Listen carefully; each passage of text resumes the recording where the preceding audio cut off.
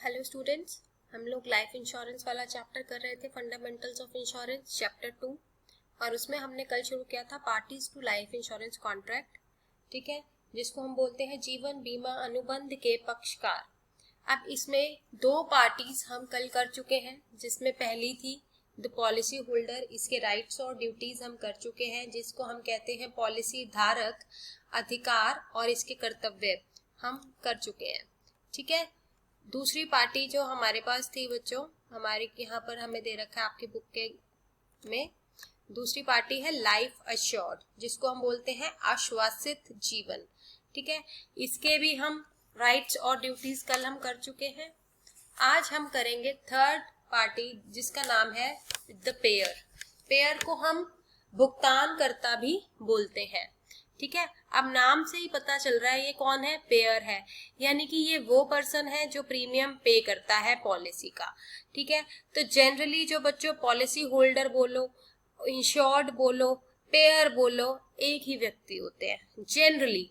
But pair जरूरी नहीं है कि वो इंश्योर्ड वही हो। लाइफ इंश्योर्ड जो अभी हमने पढ़ा, आश्वासित बीमा जिसके नाम का हुआ, जिसके जीवन का, क्या ये जरूरी है कि पेयर और इंश्योर्ड सेम व्यक्ति हो? तो my answer to this is no, क्योंकि कई बार पॉलिसी होल्डर पेयर हो सकता है, ठीक है, लेकिन जरूरी नहीं है कि जो पेयर है वो इंश्योर्ड है या नहीं है। Clear? So a policy holder can purchase the policy of that person only which he has insurable interest. Policy holder किसी ऐसे व्यक्ति की पॉलिसी ले सकता है जिसमें उसका इंश्योरेबल इंटरेस्ट हो, and in the event of the death of the insured the policy holder will be the loser. Clear? तो ऐसे केस में जो पेयर है has no right to alter the contract and other claim. Payer के पास जो दूसरे rights है या क्लेम्स है उसको अल्टर करने का कोई भी अधिकार नहीं होता, ठीक है। The next and party here is beneficiary. Beneficiary को हम नाम बोलते हैं लाभ भोगी। ये वो व्यक्ति है जो लाभ को भोगता है, यानी कि बीमाकृत जो व्यक्ति था, जो इंश्योर्ड था, उसकी मृत्यु के बाद दावों को प्राप्त करने के लिए इस व्यक्ति को अधिकृत किया जाता है, कि यानी कि जिस भी पर्सन की नाम का इंश्योरेंस था, अगर इन case of death of that person, तो जो डेथ क्लेम का जो पैसा है वो किसको मिलता है? बेनिफिशियरी को मिलता है। तो जो बेनिफिशियरी है बच्चों, वो प्राइमरी भी हो सकता है, कंटिंजेंट भी हो सकता है, स्पेसिफिक भी हो सकता है, क्लास भी हो सकता है, रेवोकेबल और इरेवोकेबल भी हो सकता है, ठीक है। तो पहला है हमारे पास प्राइमरी और डायरेक्ट बेनिफिशियरी। इसको हम हिंदी में प्राथमिक एवं प्रत्यक्ष लाभ भोगी भी बोलते हैं। तो प्राइमरी और डायरेक्ट बेनिफिशियरी क्या होता है बच्चों? प्राइमरी और direct beneficiary is the one who receives the proceeds of policy in case of death of the insured person. कि इंश्योर्ड पर्सन की डेथ के केस में जिसको पैसा मिलता है इंश्योरेंस पॉलिसी का, वो डायरेक्ट जिसके हाथ में पैसा गया, द पर्सन इज प्राइमरी और direct beneficiary. But if the primary beneficiary is not alive at the time of death of the insured person, then the contingent beneficiary will receive the proceeds. यानी कि अगर जिस person की death हुई उसके साथ साथ किसी भी रीजन की वजह से जो बेनिफिशियरी है उसकी भी डेथ हो चुकी है, तो वो भी क्लेम नहीं रिसीव कर पाएगा। तो ऐसे केस में जो डायरेक्ट बेनिफिशियरी को तो क्लेम नहीं मिल रहा, तो किसको मिलेगा?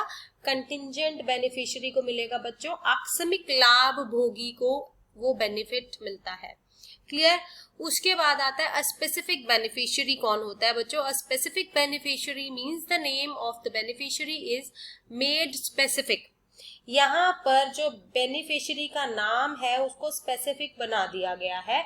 इसको हम बोलते हैं विशिष्ट लाभ भोगी। विशिष्ट लाभ भोगी क्या है बच्चों? जिसके नाम को विशेष बना दिया है, ठीक है। और class beneficiary means class of persons such as children of the insured. तो यहाँ पर क्लास वर्गीकरण कर दिया, वर्गीय लाभ भोगी। तो यहाँ पर वर्गीकरण कर दिया कि व्यक्तियों का वर्ग है, जैसे कि बीमाकृत बच्चे। उसके बाद है रेवोकेबल बेनिफिशियरी।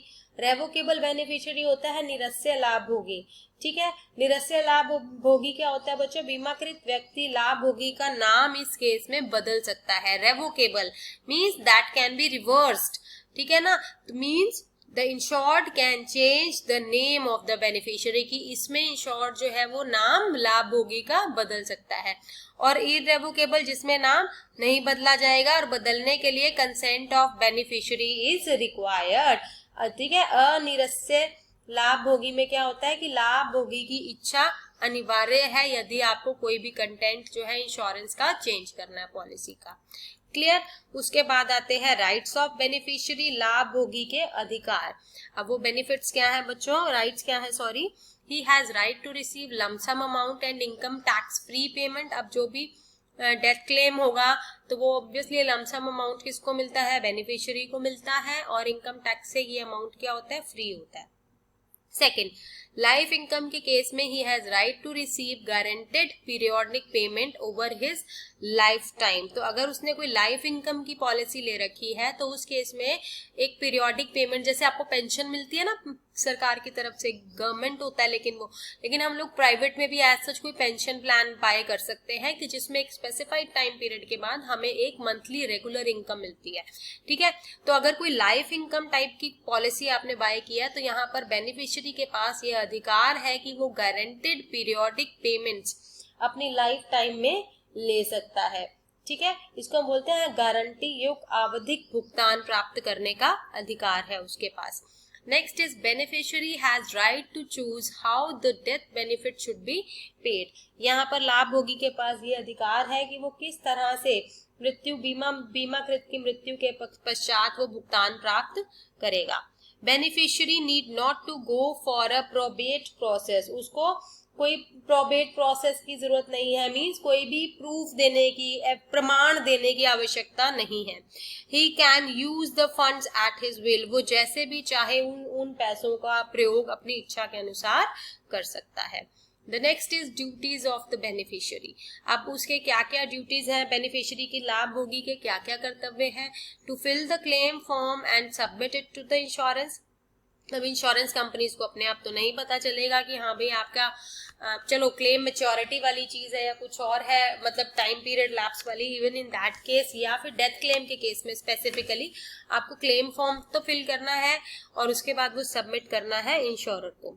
ठीक है, और उसके साथ साथ आपको क्या सबमिट करना है, यू हैव टू सबमिट, और मतलब beneficiary being a beneficiary has to submit his or her proof of identity so that it may be admitted that he is actual beneficiary, यानी कि उसको अपना आईडी प्रूफ देना है जिससे ये कंफर्म हो सके कि हाँ भी वही एक्चुअल बेनिफिशियरी है, कोई फेक पर जो व्यक्ति है वो नहीं है, कोई वास्तविक लाभ भोगी है वो।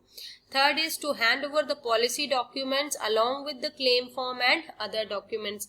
अब वो लाभ भोगी का ये भी कर्तव्य बनता है कि जब भी ये सारे फॉर्म, क्लेम फॉर्म या ये सब भर के देगा, जो भी डॉक्यूमेंट्स रिक्वायर्ड है, क्लेम फॉर्म भरेगा, आईडी प्रूफ देगा, उसके साथ साथ उसको पॉलिसी डॉक्यूमेंट भी देना है। To prove that the insured is dead, ये भी प्रूव करना है। उसका प्रूव कैसे करना है बच्चों, सिंपल डेथ सर्टिफिकेट तो देना पड़ेगा ना जिसका डेथ क्लेम वो रिसीव कर रहा है beneficiary. Next, to prove that the death is happened by reasons other than excluded under the policy contract, यानी कि जो भी पॉलिसी कॉन्ट्रैक्ट में लिखा हुआ था, ठीक है, कि हाँ भाई ये चीजें एक्सक्लूजन्स हैं, मतलब एक्सक्लूजन्स ऑफ पॉलिसी कॉन्ट्रैक्ट है, मतलब कि अगर इन रीजंस की वजह से डेथ होगी तो पैसा नहीं मिलेगा। ठीक है, तो अगर वैसा मतलब ये चीज प्रूव करनी है कि हाँ भाई जो डेथ हुई है वो किसी ऐसे रीजन की वजह से ही हुई है कि जिसके हिसाब से पॉलिसी से उसको पैसा मिल सकता है। ठीक है ना, तो ये बता रखा है कि यह प्रमाणित करना कि मृत्यु पॉलिसी में दिए गए बहिष्कृत कारणों से अलग कारण से हुई है।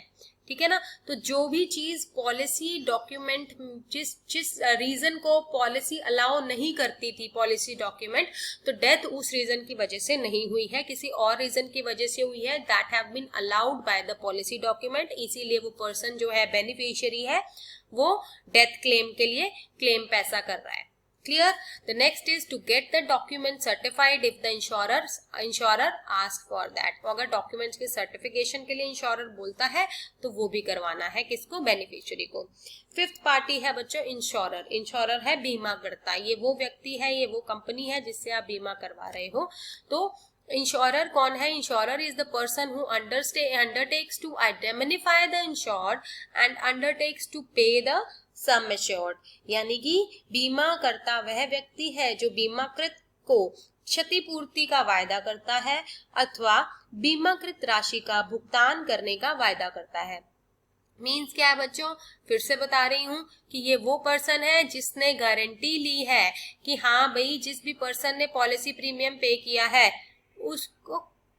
उसको कोई भी लॉस हुआ है तो इंश्योरर उसकी पेमेंट करेगा। सो इट मे बी, अब ये इंश्योरर जो है ये कंपनी भी हो सकती है, इंश्योरर जो है वो एसोसिएशन भी हो सकती है, इंश्योरर जो है वो पार्टनरशिप भी हो सकती है। ठीक है। So Indian insurance company means any insurer being a company. कोई भी इंश्योरर हो सकता है बीइंग अ कंपनी। अब कंपनी है तो वो क्या होगी? वो formed and registered under companies act 1956 होनी चाहिए, in which aggregate holdings of equity shares of foreign company either by itself or through its subsidiary companies or its nominees do not exceed 49% of the paid up equity share capital of such Indian insurance company. Means कि अगर इसमें कोई foreign company का भी पैसा है तो वो 49% से ज्यादा नहीं होना चाहिए। होलसेल पर्पस क्या होना चाहिए इस कंपनी का?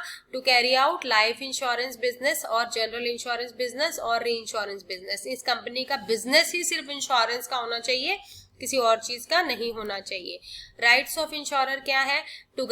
To get correct information. अब इंश्योरर की क्या क्या राइट्स है उसका, है ना, कि जो भी प्रपोजर है, जिस भी पर्सन ने पॉलिसी ली, जो इंश्योर्ड है, जिसको आप पॉलिसी होल्डर कह रहे हो, ठीक है, तो उसके बारे में करेक्ट इन्फॉर्मेशन लेना, चाहे वो उसके एज की है, रेजिडेंस, ऑक्यूपेशन की, हेल्थ और फैमिली की। Next is to get health of the proposer investigated before accepting the proposal. Test वगैरह करवाना कि हाँ भाई जिसने इसने लिखा है इसको कोई बीमारी नहीं है, तो एक्चुअल में उसको कोई बीमारी नहीं है, तो उसकी हेल्थ की सारी के सारे चेकअप करवा के रिपोर्ट्स लेना। The company has right to cancel the policy or reject the claim if the company within 2 years of issuance of the policy receives any material information which was not disclosed by the insured. यानी कि insurance company के पास ये right है कि यदि policy के 2 साल के अंदर कंपनी को ऐसा लगता है कि हाँ भाई कोई बहुत जरूरी सूचना थी जो कि बीमाकर्ता ने जो भी पॉलिसी होल्डर है, पॉलिसी धारक ने नहीं बताई, तो कंपनी उस इंश्योरेंस पॉलिसी के राइट जो है उसको वो right to cancel the policy, उस पॉलिसी को कैंसिल भी कर सकती है और क्लेम को भी रिजेक्ट कर सकती है। To receive the amount of premium on time, time पे प्रीमियम रिसीव करना। Insurer has right to reject a proposal due to any reason, किसी भी रीजन की वजह से रिजेक्ट कर सकते हैं। मान लो फैमिली हिस्ट्री गलत दी या फिर कुछ अनसाउंड माइंड का पर्सन था, कुछ भी चीज जो गलत लिखी। Insurer has right to know the changes in the residence, occupation or any other thing of the insured between the policy term. Policy के टाइम में अगर उसके कोई भी एड्रेस चेंज हो रहा है, रेजिडेंस चेंज हो रहा है, ऑक्यूपेशन चेंज हो रहा है, तो वो सब भी इंश्योरेंस कंपनी के पास ये राइट है वो इन्फॉर्मेशन भी लेने का। Insurer has right to reject the claim of the lapsed policy, policy की क्लेम को रिजेक्ट करने का भी अधिकार है उनके पास। ठीक है, यानी कि यहाँ पर इसका मतलब यह है कि बीमा मतलब जो लैप्स्ड पॉलिसी यानी कि जो पॉलिसी समाप्त हो चुकी है, तो बीमाकर्ता को समाप्त की हुई पॉलिसियों के दावे की राशि को मना करने का अधिकार है।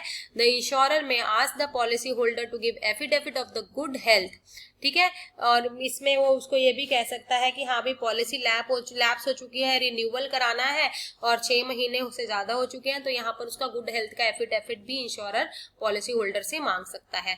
अब ड्यूटीज क्या है कि सारे क्लॉज और कंडीशंस पॉलिसी की बताना, पॉलिसी के फायदे और नुकसान बताना, पॉलिसी के लिए नॉमिनी को रजिस्टर करना, पॉलिसी के लिए assignment register assignment as desired by the policy holder, यानी कि जो भी इच्छित आमबटन है उसको रजिस्टर करना। ठीक है, to send the policy bond, जो है पॉलिसी होल्डर के एड्रेस पे टाइमली पॉलिसी बॉन्ड को सेंड करना, नोटिस ऑफ प्रीमियम सेंड करना। ठीक है, जो भी एक पॉलिसी का अमाउंट है वो रिफंड करना या पॉलिसी को कैंसिल करने का अगर उसने रिक्वायर किया है लुकअप पीरियड में तो वो करना। ठीक है, उसके बाद to make the payment of due amount, जो भी डेथ क्लेम सेटलमेंट का पैसा टाइम से देना, सारे के सारे क्लेम्स जो भी हैं वो भी सारे की सारी पेमेंट्स टाइम से करना। To switch the funds on request of the policy holder in case of ULIP, और यूलिप के केस में जो फंड्स है उसके पैसे को टाइम से कस्टमर के अकाउंट में क्रेडिट करना। क्लियर। सो ये जो है हमारे पास 5 पार्टीज थी बच्चों, ठीक है। मैं फिर से बता रही हूँ, policy holder, life assured, pair, beneficiary और इंश्योरर, यानी कि पॉलिसी धारक, आश्वासित जीवन, भुगतानकर्ता, लाभ भोगी और बीमा करता। Clear, that's all for today.